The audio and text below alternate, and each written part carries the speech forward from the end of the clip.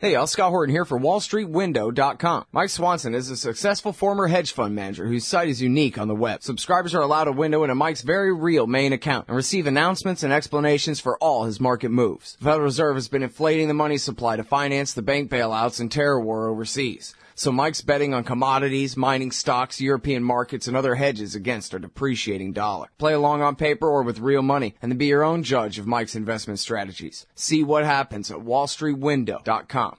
All right, y'all. Welcome back to the show. I'm Scott Horton. This is my show, The Scott Horton Show. First up is Kevin Gallagher from FreeBarrettBrown.org. FreeBarrettBrown.org. Yes, Barrett has two T's at the end. FreeBarrettBrown.org. And his Twitter handle is FreeBarrett_. Welcome to the show. Kevin, how are you doing? Good, thanks, Scott. Thank you for having me on. I know Barrett was a guest on the show, so. Yeah, I did interview him a couple of times. In fact, I think the first time it was about what a great job Anonymous had done arming the revolutionaries in Tunisia with the tools that they needed to overthrow their government, some of the tools anyway, back in 2011. Yeah, and then the other time must have been about WikiLeaks. Right. All right, so, well, and I think there was some WikiLeaks in that one, too, since that was kind of the background to Tunisia and everything. But anyway, yeah, everybody can go and listen to those at scotthorton.org. And now, so, just tell us real quick, who's Barrett Brown, and why is the government after him, and why has he got to be freed from where he's being held somewhere?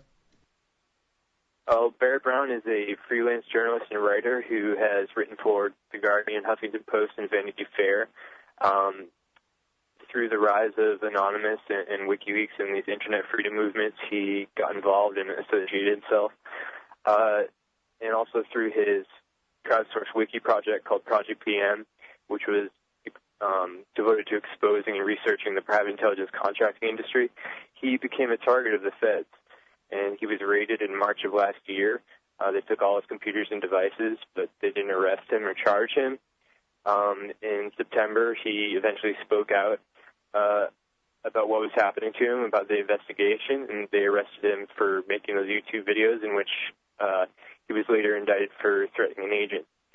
Now, once they had arrested him, they then went and indicted him 2 more times on charges of pasting a link, which allegedly contains some credit card information, and concealing his laptops during the raid a year earlier. It's a really interesting and complex case with, such over-prosecution, 17 counts over 3 indictments happening. The charges add up to a total of up to 105 years to be facing in prison. So I think everybody should be paying attention to this. Okay, now, am I right that they argue that he's not a journalist, and so these are not journalistic behaviors that he was involved in, but instead he was co-conspiring, or is that not the case? I don't think they've argued that he's not a journalist, but they've made no reference to the fact that he is, and they have tried to say that his outfit, Project PM, was actually a criminal organization rather than a legitimate journalistic enterprise. Okay, now, the hackers, I think, most people listening to this don't know much about it, not much more than me, and I don't know very much either. But, was it the case that Barrett had, put the guy that had hacked all those credit card numbers up to it or something in the first place, or was he simply reporting on something that had already happened, that someone else had done? Not at all. He had no knowledge or involvement of the hacks. He only knew of the data after it came out, and he was using the leaked emails that were obtained by the hackers, both in the case of HB and Stratfor, to conduct journalistic research into the activities of the private intel contracting industry. Mm-hmm. So I'm just coming up with that out of nowhere. I don't want anybody to misunderstand me like I think that or I read that somewhere or whatever, but I'm just going by, what the government tried to claim about Manning and the WikiLeaks and all of that, right, was, somehow this wasn't just a leak and then some journalists reporting on a leak. This was the journalists had put the leaker up to it in the first place, which makes it not a leak, but a conspiracy to commit espionage or whatever. Well, so I'm just trying to explore possibilities that, like, well, in some way was he abandoning journalism and acting in a real criminal way here, or he was just reporting on things that they really didn't like him reporting on, and so they found excuses to persecute him under the color of law, which is, I think, what you're going for here. Well, yeah, I think it's the latter. It's not really a factor here. He's not accused of hacking. He's not even accused of using the information that was hacked for his own gain, in a sense. All he's accused of is literally copy and pasting a link to it, and that is something that could set a awful precedent for internet freedoms and for journalists who report on leaks and stuff like that. Mm-hmm. And he was copying and pasting a link of what? Just credit card information, and from who to who? It was essentially from one chat room to another. The anonymous chat room where, someone else had provided the link, he copied it into his Project PM chat room, which is where they do their research and they look into the emails. And he was basically just pointing to it, telling his fellow Project PM researchers, oh, here, look at this. It was a subscriber or client list for Stratfor, which is, a list of their clients who receives intelligence, and just by looking at that, you can see how well connected they are and who is interested in their intelligence, who's paying to receive it. So it's definitely of journalistic significance. Right. It was of legitimate interest to a journalist, not just a list of credit card numbers to be stolen by a credit card number thief ring or something like that, right? So now what's the charge, though? What are they calling this? Copying and pasting? Because there is no felony copying and pasting charge, I don't think. Well, there's 3 counts. They're calling it traffic and stolen authentication features. So by virtue of transferring the hyperlink, he made the stolen information available to others who could potentially use it, even though there's no proof or allegation that it was used. And in fact, Barrett was against the release of credit card information by hackers because he knew that could harm innocence and basically it served no purpose. But the second count is access device fraud, which is another count that just relates to the possession of the credit card information. And finally, they're charging him with aggravated identity theft, which is just absurd. Yeah, in other words, they're just throwing as many books at him as they can, trying to make something stick. Right, I think that's the strategy. Okay, now, I remember reading that the judge had overreached on seizing his defense funds, which, man, is that some East German activity or what? But then the judge had backed down on that part, correct? Yeah, this was a request made by the prosecution at the time that Barrett still had a public defender, and it was aimed at seizing the funds that me and my organization, Free Barrett Brown, had raised and basically giving it to their public defender, which in effect would have denied him private legal representation.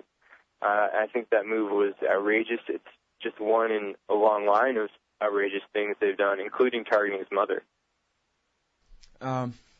Well, go ahead. Tell us more about the process of the hearing. He's still in pretrial hearings time right now. Yeah, well, there's a hearing tomorrow on this media gag issue, which is another request the prosecution made for Brown and his attorneys not to make statements to the media.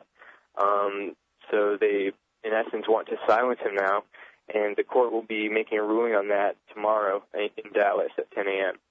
Yeah, and now this is really important here, too, because the prosecution, you've written on your blog here at freebarrettbrown.org, that the prosecution is trying to cite this website, which is an independent thing, which is not a project of his lawyers, as somehow why he needs to be gagged. Him and his lawyers need to be gagged because independent journalism is taking place on this subject matter? Really?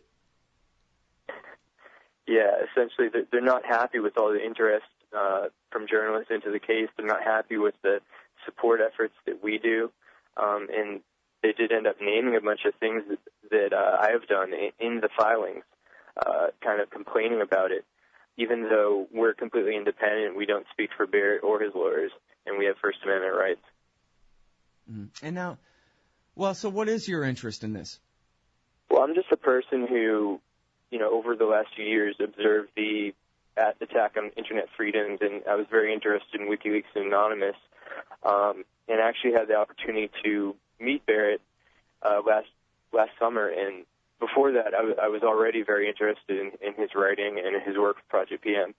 So as soon as he was arrested, I sensed that it would be important for someone to come up with some kind of prisoner support, like we've seen in these other cases, with Bradley Manning and Jeremy Hammond, and the investigation of WikiLeaks.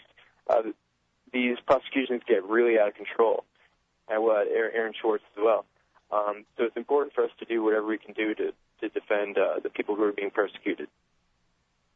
Yeah, absolutely. And then, so you're focused mostly on raising funds that you then transfer over to his lawyers, is that correct? That's correct. He has an excellent legal team with Ahmed Kapoor and Charlie Swift, two guys who have defended the detainees in Guantanamo, and we're trying to raise up to $200,000, and we've got about 25% of that so far. So I urge anybody listening to donate if they're interested. Yeah, I mean, this is really something else what they're doing here, and the way that they're going after him. But as long as we're talking about the money here, tell us how people at the website can be assured that their money is going where you say it's going, directly to his lawyers. Because you know how people are about giving their money up. Yeah.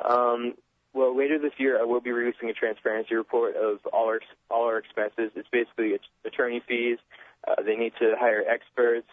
They need to pay for travel and transportation and lodging for the attorneys and so on. And potential donors can go through freebarrettbrown.org/donate. It's the one and only Barrett Brown Legal Defense Fund. There's no other one. It's been active for over a year, and we have the blessing of Barrett. We obviously work with his and his family, and we obviously work with his attorneys. So they can choose one of four methods. We have WePay, PayPal, and Bitcoin, or you can send a check and money order if you want to be a little more anonymous. Right, and you also have a link here at freebarrettbrown.org to the legal team, so if people, especially if they're interested in making a substantial donation, they can call those lawyers and verify that this is, how they like to do it. Oh, yeah, and if they're interested in making a large donation, we would certainly want to talk to them and, see what we can do. Yeah, there you go.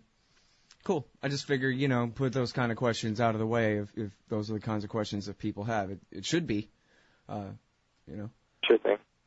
Same thing for the Free Bradley Manning thing, Yeah, we're a registered nonprofit corporation in Massachusetts doing advocacy and legal defense fund for Barrett. Yep. All right, now, did I hear you right that you did you say that he's facing 205 years in prison? Because that's a long time.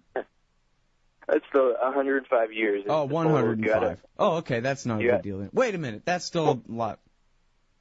Yeah, 105. If you add up the maximum of all the charges included, and the really central point of the case is that Lincoln charge is the one that carries the most time and the most penalties with it.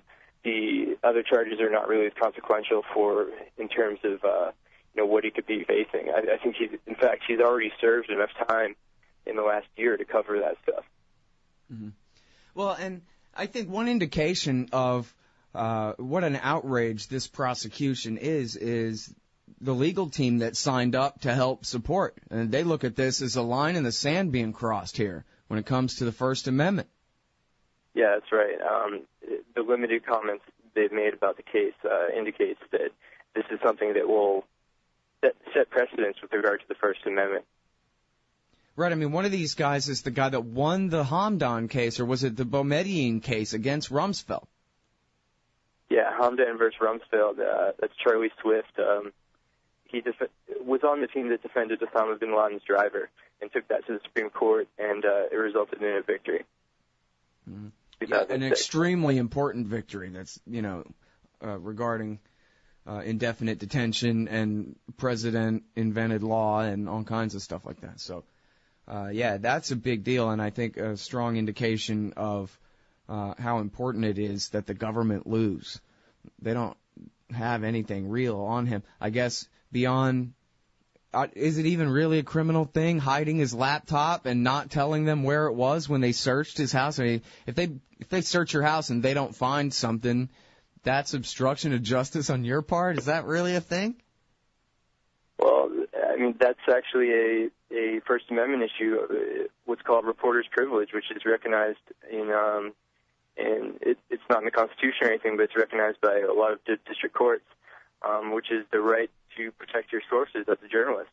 The laptops he is charged for concealing contained a book in progress, notes and conversations with sources, all his work product, essentially. So it's understandable that he wouldn't want that to fall into the hands of the feds. Right. But so I guess you're saying for a regular person, though, that might be a thing, not telling them where's the laptop if they're screaming where's the laptop. But in his case, he was within his right to preserve it due to the journalistic sources. Yeah, I believe so. He was exercising his right to protect his sources. All right, and then so I guess you said there's the gag order hearing is next, but then what's the timeline on the trial? Do you know? Yeah, there's going to be two trials. They're charging the first indictment separate from the other two, and those are scheduled to happen in April and May of next year. Oh, okay.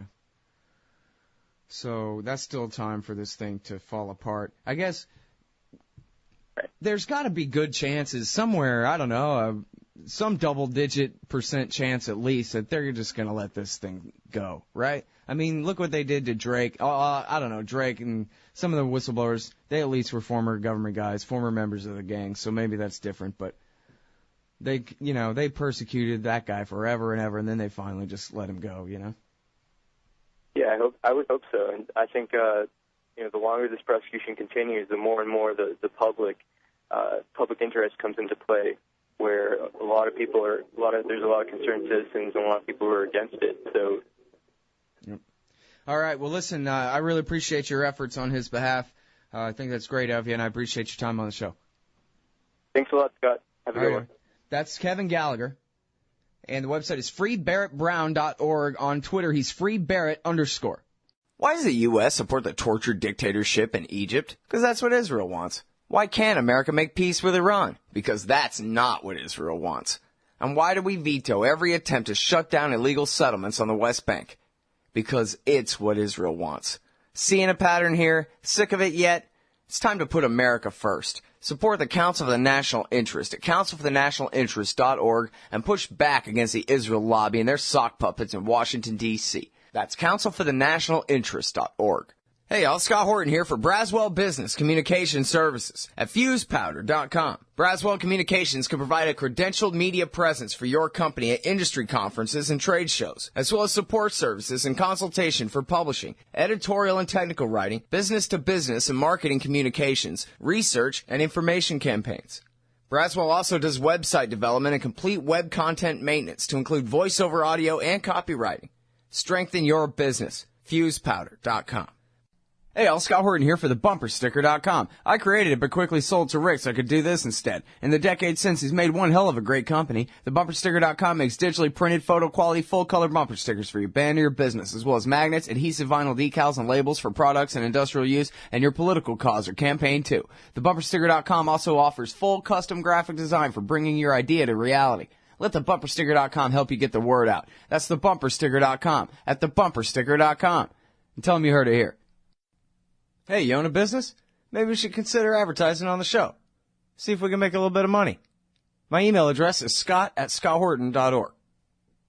Hey everybody, Scott Horton here for The Future Freedom, the Journal of the Future Freedom Foundation at fff.org/subscribe. Now, you know they publish great articles at fff.org every day, but their best stuff goes in The Future Freedom. It's just $25 a year for the print edition, $15 to read it online, and I got a new one coming out in September in there, U.S. Responsible for Somalia's Misery. Support FFF. Sign up for The Future Freedom at fff.org/subscribe. And tell them Scott sent you.